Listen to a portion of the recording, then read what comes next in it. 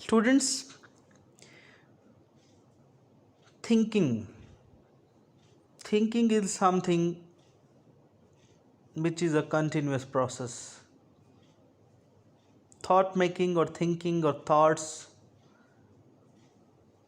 they are continuous, they do not end. Even our mind works even we are if we are sleeping. In the form of dreams, our minds carry on working. This particular phenomena has been studied with different perspectives. In psychology, it goes on with different perspectives like consciousness, unconsciousness, subconsciousness, and so on. In sociology, it is also discussed as a part of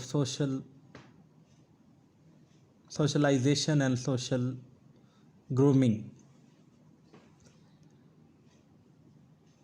In linguistics, we study this phenomena with relation to language, which I have discussed in previous lecture. As we have discussed that every culture has a particular language and there is a relationship between language and culture. So when we have a relationship between language and culture, it means we have a relationship between language and thought as well. Because if we are the member of a particular group, so we have to think about those particular things, either about eating, food, religion, or anything other. So if there is relationship between language and culture, so there must be a relationship between language and thought. So on this particular area, so many researches have been done to understand this relationship. So when we start studying this particular topic, so some question arise in our mind, for example, which are mentioned here. Is thought possible without language? Ask this question from yourself. Is thought possible without language? Do you think in language or without language? This question extends further as, does structure of our language shape our thinking? Moving to another question, does our perception shape the structure of language? So basically these three questions arise in our mind. First two basically deals with language, and the third one deals with the thinking shaping language. So when we discuss these questions, another point comes into discussion, which is that language and cultures are superficial. It means that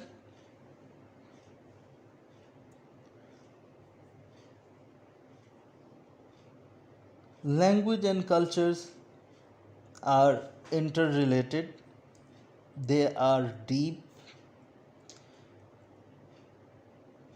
We cannot understand the relationship of language and thought or language and culture without the study of the all aspects. Means we cannot make any conclusion with a particular single understanding or single worldview. How and why? because we acquire any culture or any language with the help of our cognition, means mental and conscious understanding. So the acquisition of any culture or language runs deep, means it works on deeper level. It is not some sort of simple process, it is a very complex process. For example, we see so many things around us happening in our background. So we do not actually memorize each and every word by repeating or pronouncing that word. We most of the time memorize those words by simply listening or watching, which is happening again and again in our surrounding, and this word become the part of our mental memory, or what we say cognition, means in simple words it becomes the part of our nature, and then actually we are able to acquire that particular culture or language. For example, if we are trying to teach someone the practice of namaz, the prayer, we cannot simply ask him to offer prayer. Obviously, if we are offering prayer, or we are uh, we ourselves are offering prayer, or we are taking them into mosques or worship places, so that will make them conscious, or it will become the part of their cognition, and they will actually easily memorize or understand. So as I was talking, thinking is an ongoing process or continuous process. Is it true that we cannot think without words? Do you agree? Again, this is not a simple debate. It puts another question: does thought depend on language? Yes. On some extent, we can say that we cannot speak without thinking.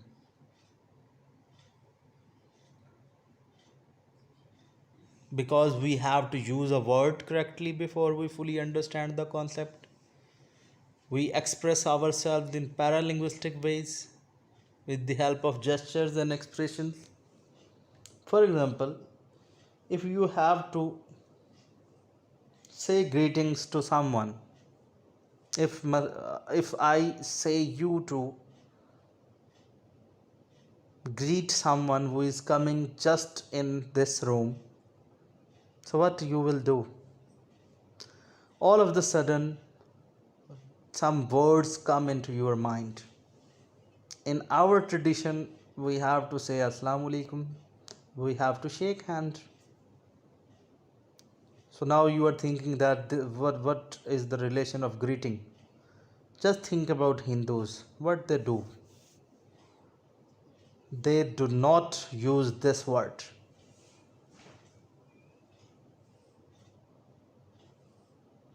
And they do not greet in this way. They will use the word parnam, and parnam is not simple linguistic word. It also determines our thinking, because the Hindu person, he will fold his hand in front of that person, and it is a way of greeting for that particular culture. So the folding of hand is something which is paralinguistic, means when we are using our gestures and body language. So it means our thoughts depend on language to some extent.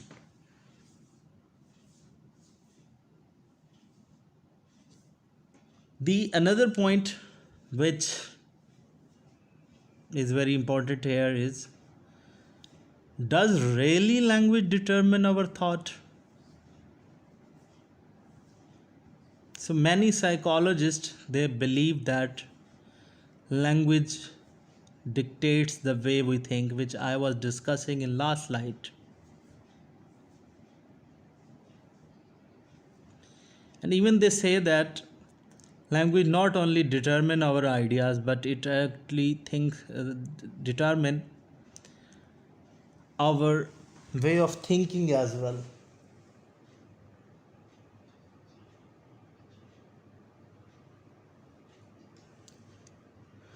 Wittgenstein is a scholar who says that the limits of language mean the limits of my world.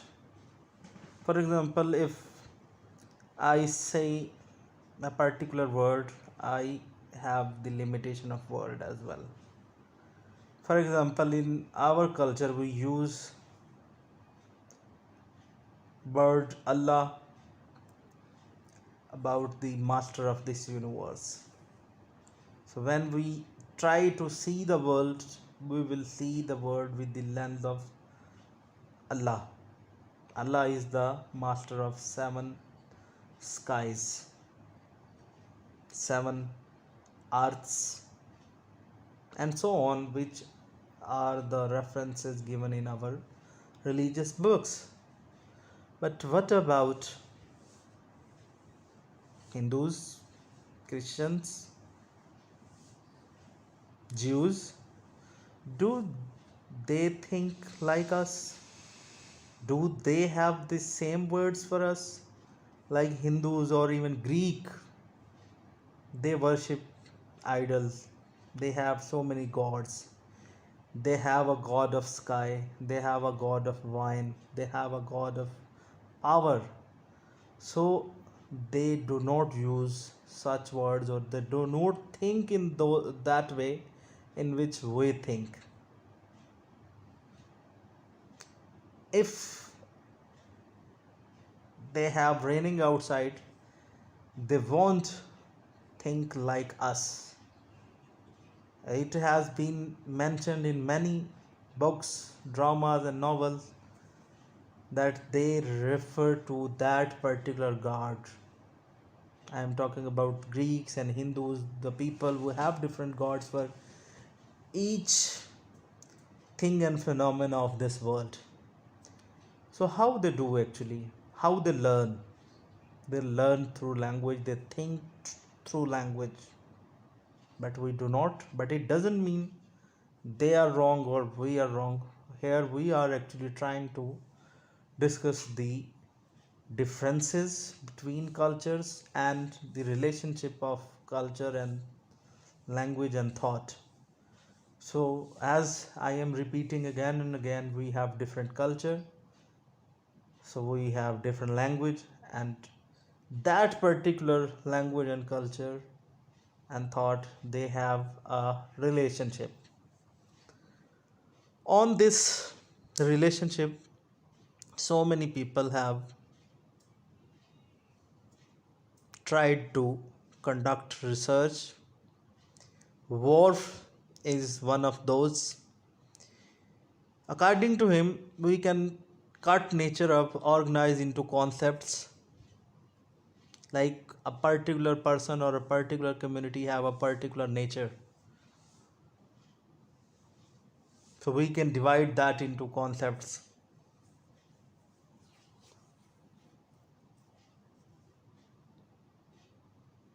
So why we can do so? Because that particular set of concepts have an agreement in our language, in that particular language. The structure of a language determines the way in which the speaker view the world. For example, the people living in Australia who live in hilly areas, in remote areas, who actually live tribal life. They do not think about like the Australians living in cities. They don't have religious belief like modern Australians, as they have different concept about God. They do not believe in a concept of God like Christians, because they consider nature, means the surroundings, as their nature and God and whatever. Their forest, their mountains are the everything for them, because all these forest, mountains and glaciers, they provide them food, they provide them meat, they provide them fruits, vegetables. So they behave and they think about the surrounding and forest nature, means which we call nature in the form of trees and mountains. They understand the world in that way. But the people who follow Christianity, Islam, or having some sort of modern culture without any religion, they have different belief. So their concepts can be divided. So I give you another example. Both Sapir and Whorf, they conducted research on Hopi culture.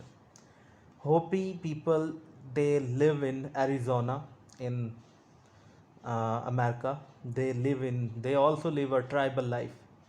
They don't have the concept of some particular quantity. Like whenever we think about milk or water, a particular thing come into our mind. For example, a glass of water, a cup of water, or a glass of milk or a cup of milk, 1 liter milk. They don't have such concept, because they don't have materialistic culture on the base of currency. They won't ask anyone to provide me a cup of tea or a cup of water. Even they don't have the concept of days like we have Monday, Wednesday, Tuesday, and Thursday. They have their own nature and concepts, like they have a 10-day cycle, and they work on their culture, their routine task on the basis of that cycle. They won't say that I will work tomorrow. They actually say that I will work after that 10th day cycle, and 10th day cycle is related to a particular event. And their priest, who is actually religious leader, he is responsible of maintenance of that particular 10 days cycle. The common example of this concept is Chinese year. What about our year, which we are following? A year of having 365 days. But what about moon calendar, Hijri calendar, having less days? And what about Chinese year? I think you have to find out about that. So find out about Chinese year.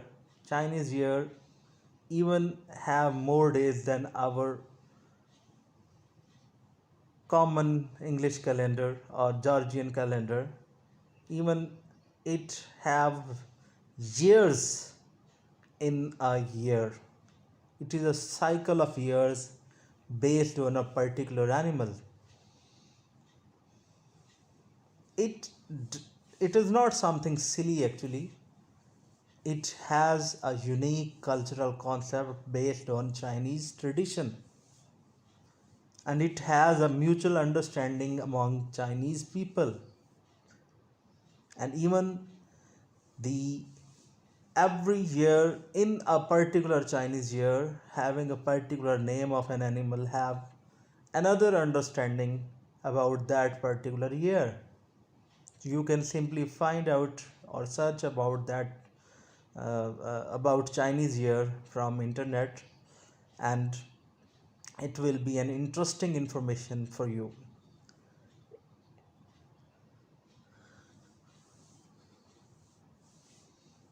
So we talk further about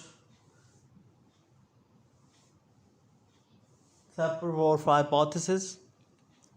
Sapir-Whorf hypothesis was actually given in 1930, having two basic principles. Number one is linguistic determinism. Number two is linguistic relativity. Linguistic determinism have two versions. The strong version says that structure of a language determines the way in which speakers of that language view the world. The thing which I am repeating again and again. This is the strong version.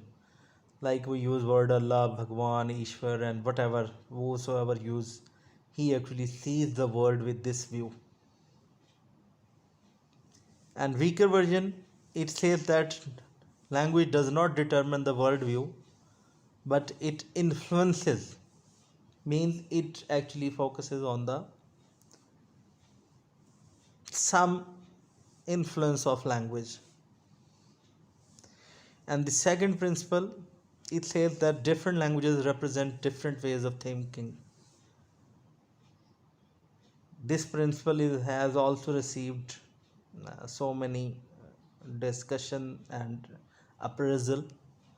And linguistic determinism is certain time has been criticized because some people believe that people do not actually have a particular determinism on the basis of language.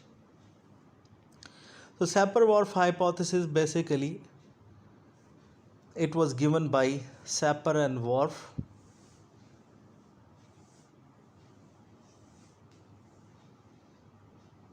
Sapir was an American anthropologist. Anthropologist means the person who studies anthropology. Anthropology means the study of human beings and their ways of living. He was a leader of American structural linguistics. He wrote a book, Language and Introduction to the Study of Speech. He was actually born in Lauenburg, Germany. He was the student of Franz Boas, and he was the teacher of Benjamin Whorf. Franz Boas, actually he was the pioneer of anthropological research, in which they have tried to study about the human culture and human race. Sapir, he says that human beings do not live in the society alone. Means he says that when people live in a society, they interact. Language of society predispose certain choices of interpretation how we view the world. So according to him, there are different societies, different languages, different cultures, and the people of those different cultures interpret the world differently. For example,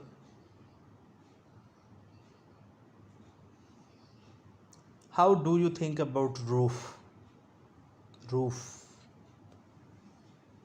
A surface of a house?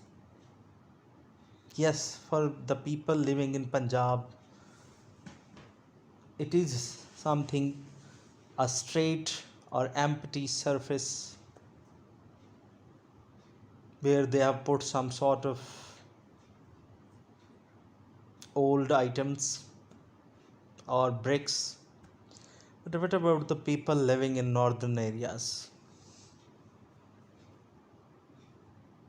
They have different style and structure of roofs which actually help them to prevent from the heavy snowfall. Because if they do not make those structure, the snow will continue to be on the roof and it will become a glacier and the house will be demolished. This is the simple example that how do we interpret. For example, if one person from Gilgit Baltistan, he will say about roof, he will interpret about the roof differently. And if we talk about roof in Punjab, we'll make and think and interpret differently. We will not think at same level. We will interpret, we will make, we will construct, and even we will discuss with our friends or anyone else differently, because we live in different society, and the language of that particular society or the culture of that particular society will also have different features. Whorf says that we dissect nature along lines laid down by our native languages. We categorize objects in the scheme laid by the language, and if we do not subscribe to these classification, we cannot talk or communicate. So Whorf also have the same view like Sapir. So he says that we have particular classifications of language, and we cannot communicate without this. So imagine about soldiers in our culture when they fight for Islam or Pakistan. What we call them? Do we have any specific title for them? Yes, we have Shaheed. Have you ever imagined that we have called them the person who die in fighting for Islam and Pakistan, and we have called them the dead bodies simply, or the person who are died only? So we actually call them Shaheed in our native languages. Why? Because this particular classification exists in our society. We cannot talk or communicate without that.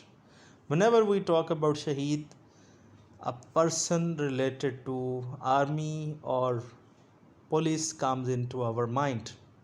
Although it can be someone who has been killed or died due to or according to the teachings of Islam, like a teacher or a student, if he or she is getting education or teaching somewhere, he is also called Shaheed. So the word Shaheed has a particular classification. We most of the time we use this particular word to interpret, and without this word we cannot communicate in that particular language or culture. For example, I give you some more examples. In our culture, we have the concept of Maulvi or Imam. Do other cultures have these concepts? Yes, they have, but different. Like priest, witch doctors in African tribes, they do not actually work like our Imam or Maulvi, but they have some sort of designation which is oriented on religious workings. They offer prayers, but according to their own religion. The simple difference is that the witch doctor or the priest in tribal areas of Africa and America or India, they offer prayers with the meat of dead animal. But a imam or a Maulvi in our culture does not offer the prayer in this way. So simply being the classification of imam, Maulvi, or a person from Islam having a connotation in our mind of being holy or sacred, having the duty of performing holy deeds, as compared to the other one who is totally different from us. So basically we talk, so this is not the debate of right and wrong, but actually we view the world on this basis. We have these classifications. We think about the world with these classifications. So this was actually their research and their idea which was conveyed by them. And as I have discussed, there are two principles of this hypothesis: linguistic determinism and relativity. Determinism focuses that language determines our thinking pattern. We view and think about the world, and it is also called strong determinism. I have given you example that when we think through words like being Muslim, being Hindu, we pray. So we pray with the perspective of that particular religion. So this is determinism. Like we think with the help of being Muslim identity, Hindu identity, or Christian identity. Linguistic determinism also believes that the differences in language cause differences in thoughts. And these thoughts are determined by language, not by the world. Like the word. So I think no one have ever started the debate, means the start of the day, if they are follower of the particular religion, as opposed to each of them. For example, a Muslim does not use the word of Christians, and same is the case with the Christians. They do not use the word of Muslims. So because there are differences, and when the word they change or they differ, thinking also become different. I give you one more example. For example, rabbit or goat or cow. A Muslim will think about the meat, but a Hindu will never think about meat. The fundamentalist person who believe in any of religion, he would not accept that ideology like beef meat. Why? Because if language differ, thought also differ, thinking also differs. Example, Eskimo language, there are number of words for snow: powdery snow, spring snow. But in English language we don't have any word. Even we don't have words for snowfall in our Saraiki Punjabi language, because we don't have ever such phenomena in our culture. There are no mountains or hills. So the word barfbari is taken from Urdu. It is not a native one. Then in Hopi language, the Hopi Indians who live in Arizona state of America, they don't have any distinction about animate and inanimate, because they think stones and clouds are animate, living beings. Like we have the understanding of animate and inanimate, but they don't think. They don't have. Even they don't have words for measuring something like 1 kg, 2 kg, or distances. A French tribe, the people who live in remote France areas, they have female words with stone and door. Like they use la femme for women, la pere for stone, la porte for door. What does it mean? It means do they think those things as female or not? Even in some cultures, like we think in our culture, sun sun, suraj as masculine, but some culture they believe sun as a feminine power. Even in some cultures, God, the concept God is taken as masculine. But in traditional and ancient cultures and some tribal cultures, the concept of God is also taken as feminine.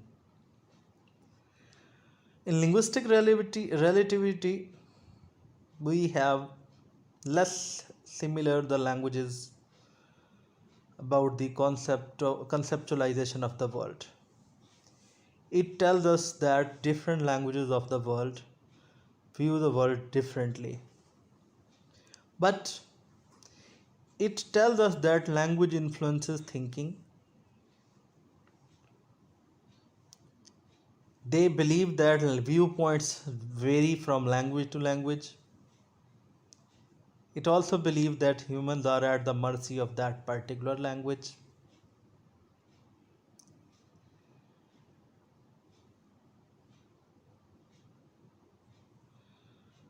There is a difference between linguistic relativity and linguistic determinism. Linguistic relativity says that the language a person speaks shapes and influences the way he thinks. It also believes that no two languages are completely or sufficiently similar.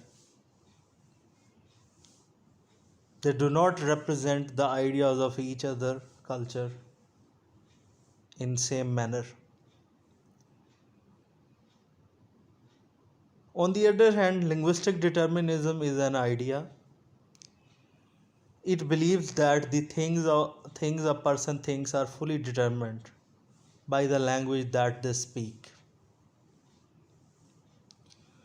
And they have the two versions, strong version and weak version. Strong version tells us that language determines thought and we are the prisoners of language, while weak version tells us that language does not completely determine our thought. This hypothesis or this theory have received criticism as well, like the example of French words does not tell us that all these things are female, like stones and doors. They have criticized that this theory isn't true in its complete sense. They also have criticized that the use of language does not inherit a fixed set of patterns. Means, like in today's world, we are living in a global world, we use the words of different languages and expressions of different languages into different cultures. So they believe that the critics believe that the user have the ability to manipulate and create with the language. Means they believe that with the help of language world views can be different. For example, with the passage of time someone learns about a particular culture and about a particular language, he or she can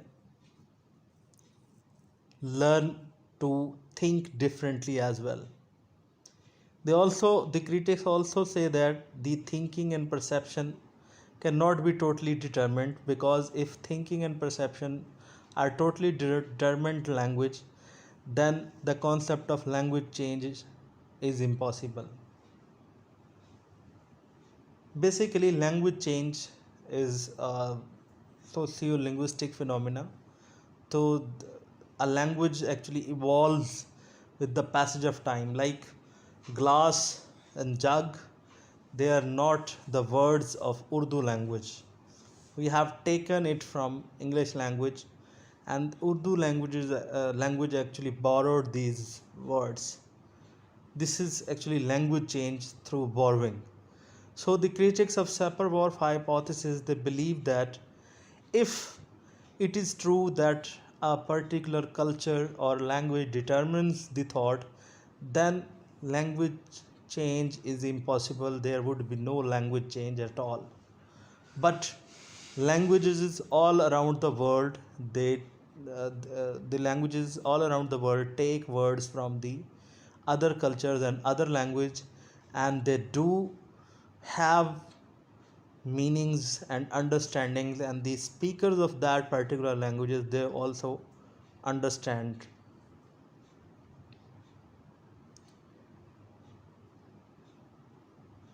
Like example is given that if a Hopi boy, if he has left his tribe, and if he is has gone to America, they don't have word for computer. So would he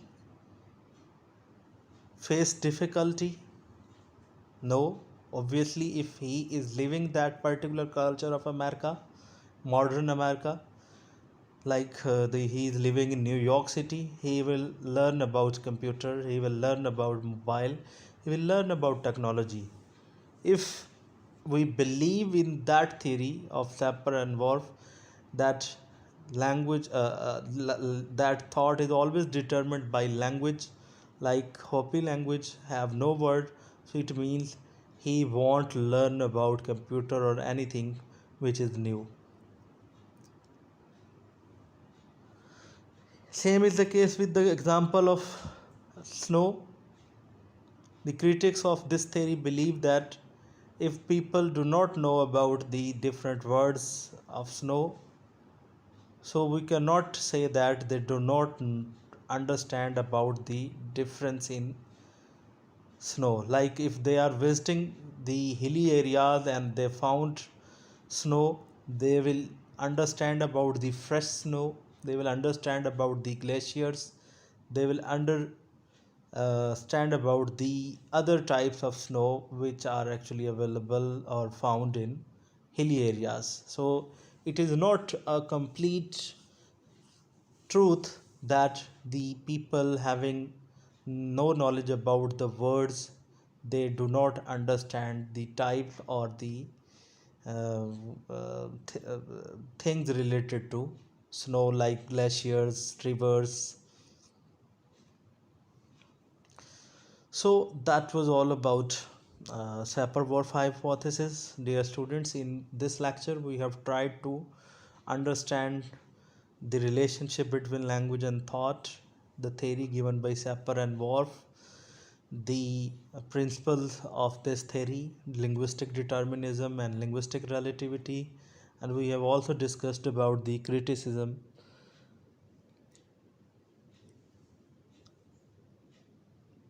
Thank you very much. Allah Hafiz.